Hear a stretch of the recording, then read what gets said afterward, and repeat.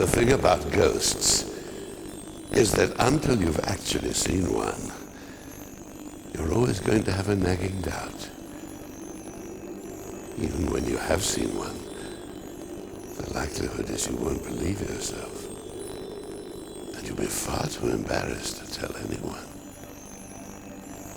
That is, until you see it again. And again.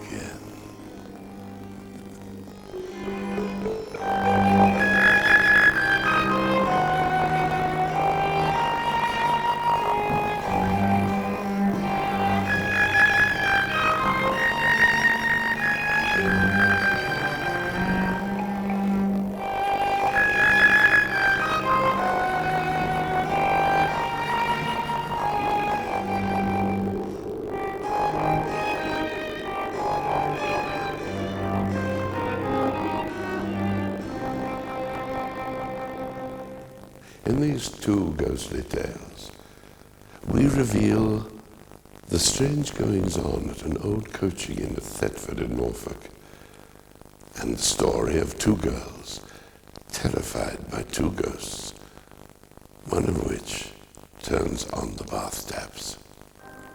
We've taken Lizzie Falconer, our psychic medium, to both these places to see if she can find out just what is happening. And believe me, Lizzie had no advance knowledge of where she was going, or the reported goings-on there. Everything she reveals comes from her spontaneous, psychic sense. We begin at the Bell Hotel in Thetford. It stands beside the old coaching route between Norwich and London, but what is more, it stands on the foundations of a building once connected to Thetford's now ruined priory. Both Alan Judd, the manager, and Darren Clapham, the night porter, have experienced a ghostly presence. Okay, I just want to tell you what I'm picking up on here, and then perhaps we can... there's obviously other places in this building that we need to go and see as well. Yeah. Okay. Okay, I'm getting cloak. Men in cloaks. Does that make sense to you? It does, yeah. Somebody actually frequented here who was religious. Spot on. Right. Oh, yeah. Spot on there. Does that make sense to you? Yes. He's got a rope around his waist. Yes. I'm definitely seeing a rope around his waist. What I'm getting is, I am a man of the cloth. That's what I'm getting. Yes. I am a man of the cloth. Yeah. Almost as if he's trying to convince himself of that. Uh-huh. Mm-hmm. I feel he's quite a ruthless person. I feel that he's somebody that was almost a bully. That's what I'm getting. But I do feel that whoever frequents this room, and I think he does frequent this room, it starts over there and goes this way. Yeah. About 100 yards that way is the remains of a Clunic Priory. And the Bell Hotel, originally, it's believed, was the hostelry for the Priory. And the person you're talking about, I've seen twice. He shows me gold coins in his hand, very old gold coins in his hand, which for me represents the fact that he's taking money for one reason or another. That's where I'm going against the pure religious state, if you like. Okay, well look, shall we go and have a look at somewhere else? Because obviously there's plenty to look at. Yes. All right. So where are we off to now?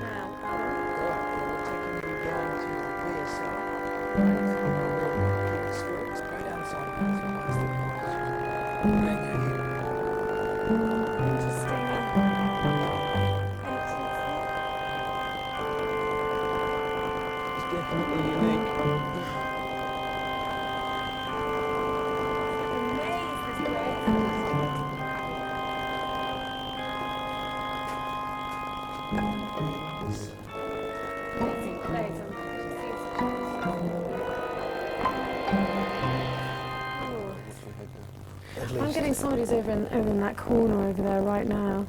I'm seeing movement here right now. I'm seeing a figure beginning to appear here again. I've already sensed him, and I'm just letting him know that we know he's here. Do you get a feeling of people being in here? At times. Yeah.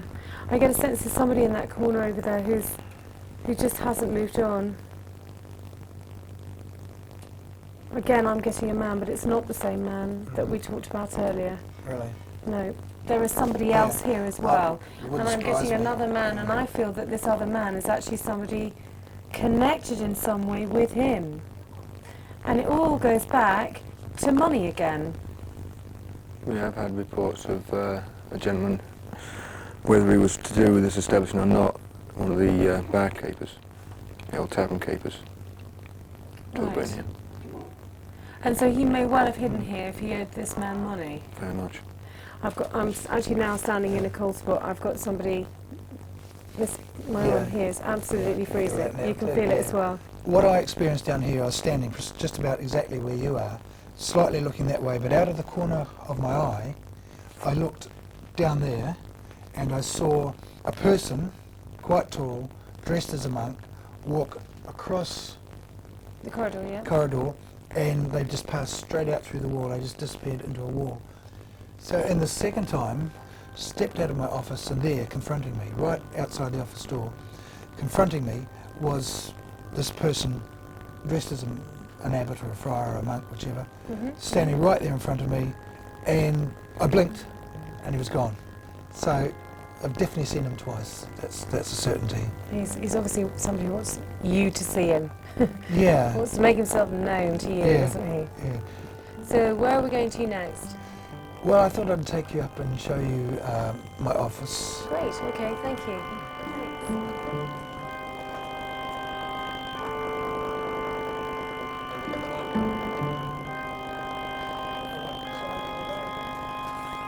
Okay, this is the office.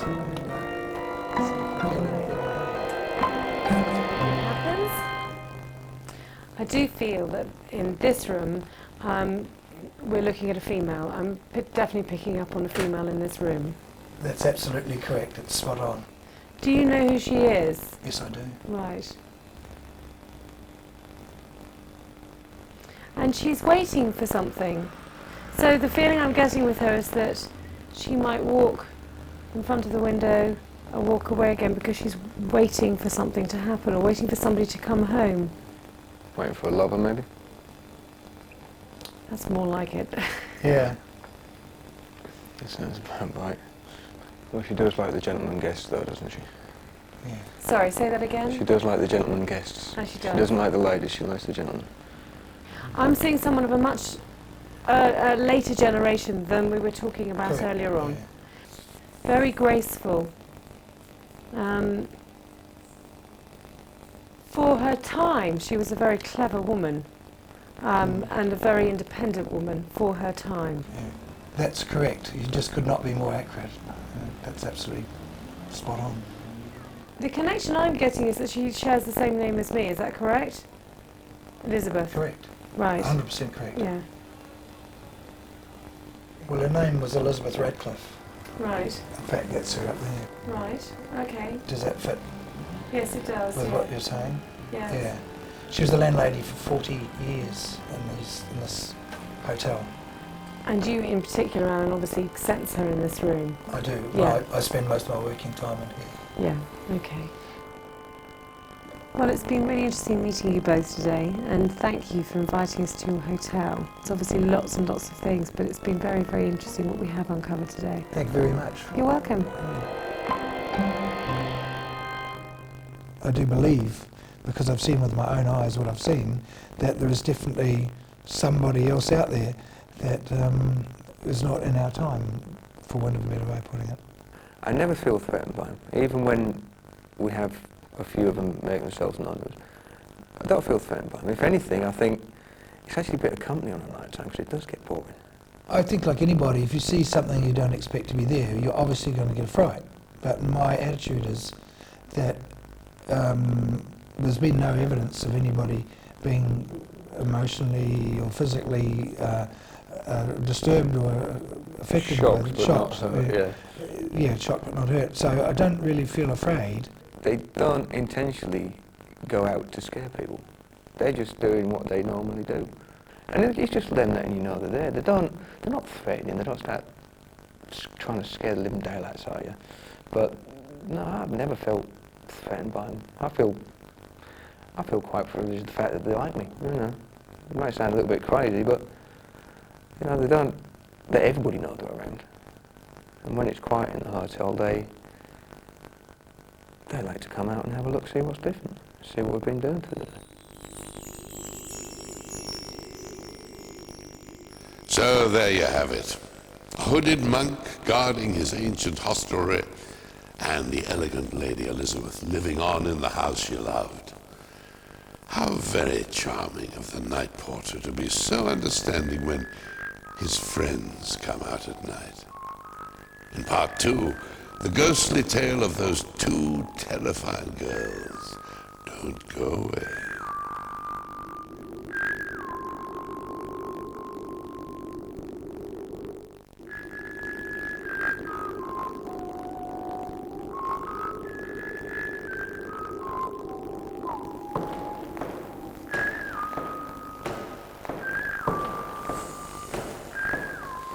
Now, this is the story of two girls who've been lodgers in a Northamptonshire house owned by one of their best friends.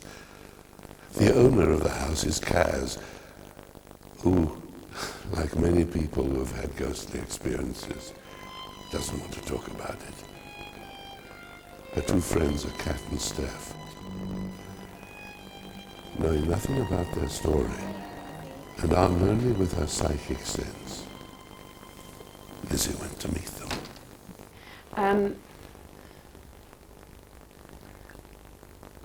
There's a lot of activity in this room. I don't know whether it's occurred to you, but I think you have more than one spirit in this house. Yeah, it has occurred. Yeah, okay. There's a feeling of friction in this house. There's a feeling of two forces against each other, if that makes any sort of sense to you at all. Yeah. I'm wondering, oh, wait a minute. There was a woman who lived in this house who was either a nurse or worked for the Red Cross, and I think that may well be why. I'm looking at the war, the Second World War. I do feel that somebody was brought here who was injured and died here as well. Do you get strange smells in here as well? Yeah. Yeah. It's more kind of smoky, isn't it? That and like hospital bandages and things. Right. Okay. You know, the scent of a bandage has got a certain smell, Yes. like a hospital Disinfectant smell. Yeah, kind of disinfectant smell. The man who died here is buried around here somewhere. Is there a church very nearby? Just up the road, actually. Yeah. Right. Tell me, do you ever hear footsteps? Yes, Yes. Right, all the time. okay. If you could just think back for a minute, is it possible that the footsteps sound slightly like somebody's injured? They're not just light footsteps, they're actually Heavy. really heavy, loud when you're in the next room. Right. They'd be very, very blatant. You can hear them a lot when loud. you're downstairs. They're always coming from upstairs in two particular rooms. Around the area where you're sitting now, I am seeing somebody who walks behind you and around you. And so I don't know if somebody has sat in that particular position there and felt or sensed that there was somebody there with them. Yeah. It's this side of the room I'm drawn to more than anything else. I do think there are other parts of this room where you will see things, but it's that side of the room there that Yeah. That's is the active side. what we've picked up on. Okay, well before we go any further, tell me about what you've experienced in this corner of the room. Face in the TV. Right, okay. The lady that owns this house and I were sat on that sofa and we were watching a normal programme and the TV just cut out and this white light, we thought the TV was coming back on. You know when you turn the TV off and you switch it back on again by the button, Yeah, a yeah, little yeah. white light comes in, but it wasn't, it turned into a face. I can't tell you much after that because I was only in here for about 2 seconds, so I ran. Tell me about the face. What did it look like? Can you remember? I haven't got really, it was, I wasn't think very it's male or brave. female? I think it was female. Right. I do. I'm not, but it was white. So I don't know why, I just get a feeling. Well, I didn't see if it was female or male, but I just think it was female. I don't know. Right. You must have been really scared. I mean, to sort of see something like that. Did you both run out? No, I left Kaz. I just ran on my own. Right. She was following me soon afterwards, but I left her on her own in here and just legged it. I was so scared. Yeah. Yeah. God, The lights that are is flickered on and scary. off in here as well. Yeah. Well, that's fairly Kind of a common thing, I commonplace suppose. now with haunted houses, yeah. There's a lot of cold spots. Yeah, there's cold There's a patches lot all of- over this room, isn't there? That area over there is quite active. The female presence that I'm picking up on in this room, I'm picking up on the letter M, and I'm picking up on either a Mary or a Margaret.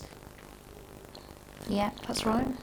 Mary, I think it's an M-A-R Yeah, name. you're almost completely accurate. And there is one story that I know that the landlady of this house has told me. Her and her partner at the time were talking about moving house, and as they did that, a picture of Kaz's grandmother, it was on the mantelpiece over there, flew off the side, And quite a it was substantial distance. It was the day Right. of the funeral as well. The Yeah. actual day of the funeral. Yeah, it was the day of the funeral. Right, okay.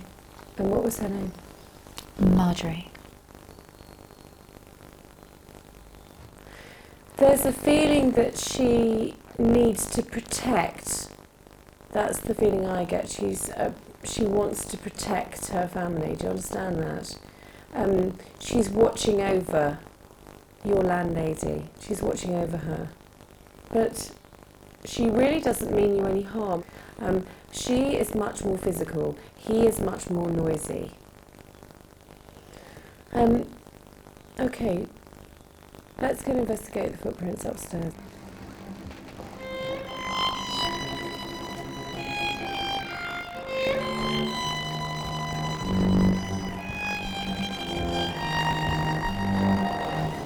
I almost feel as if I'm being stopped going in this room.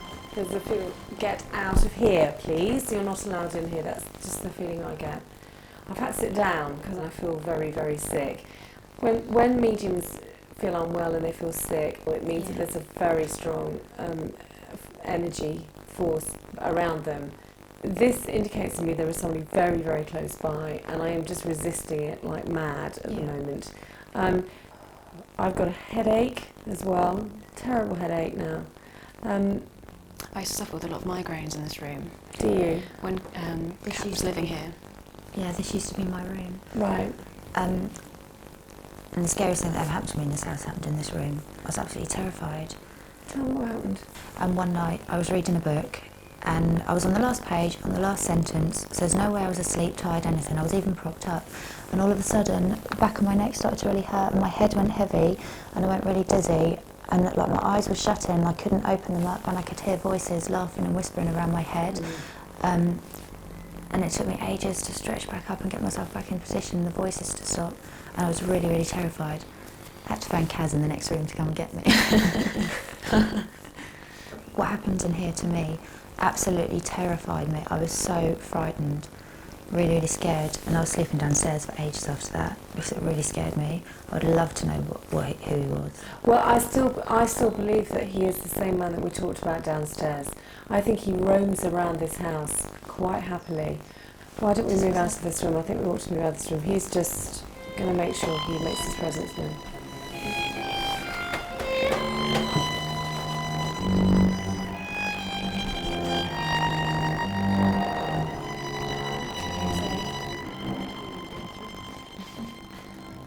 For me, I feel better in here. I feel as if I certainly don't have the same feeling that I had in the bedroom that we've just been in. There's more the female in here. And so for me here, if you are having activity in this room, it's not as frightening as you might have experienced in the other rooms. Does that make sense to you? Yeah. Okay, tell me what happened in this room then. The taps turn themselves on and off, but not just a little bit. I was in full blast. We've come upstairs, turned them off, nearly got to the bottom of the stairs and they've been on again. We all sat downstairs, three of us, while this happened. So you, Kaz, you both and Kaz were here, three of you Yeah, were here, all right, downstairs. okay, right. I mean, she was clearly trying to run a bath for something, she was trying to help. Thank you very much, both of you, for showing me around. It's been really interesting, and she's in this room, and there is definitely a feeling of safety in this room.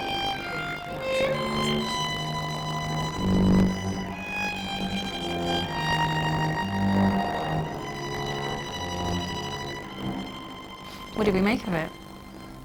I was a bit creeped out, really, because it was very accurate, especially with the male figure. Lizzie's fantastic. There's no doubt that, I've got no doubts at all. I mean, I know what I've seen and I know what she said. And she's picked up on everything that we've experienced, definitely. I knew that it was happening, so I didn't think I was going mad. But you always try and be You always sceptical, try. don't you? But when somebody else is there to confirm it, it makes it a bit more real.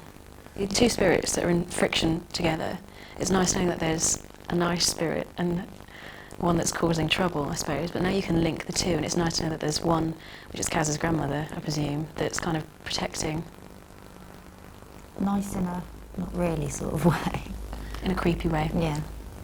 I was sceptical to begin with, because I was trying to rationalise everything and just have a rational excuse for everything that was happening. But now Lizzie's spoken about it, it's just confirmed everything. When I come here in the future, I'm just going to respond the same as before. I'm still going to run. I'm still going to be scared. Even more now, because... It's just creeped me out quite a lot, because now she has confirmed things and exact things, and there being a male and a female, especially the male figure. And I knew there was a female anyway, I just knew there was. I don't think I'll be sleeping over anymore.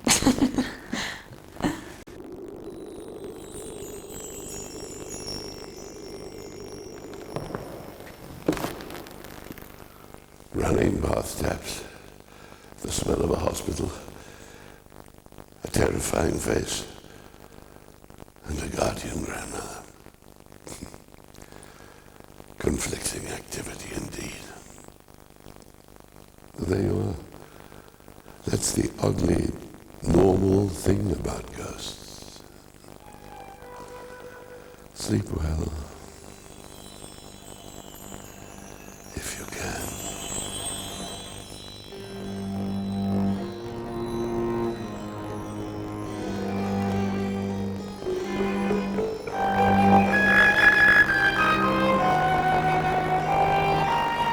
Next time, Joss Ackland returns with a tragic story from the old jailhouse in King's Lynn and some unexplained goings-on in a Suffolk pub. If you have a ghostly tale of your own, why not tell us about it? Call us on 01603 752 358. Standard call rates apply.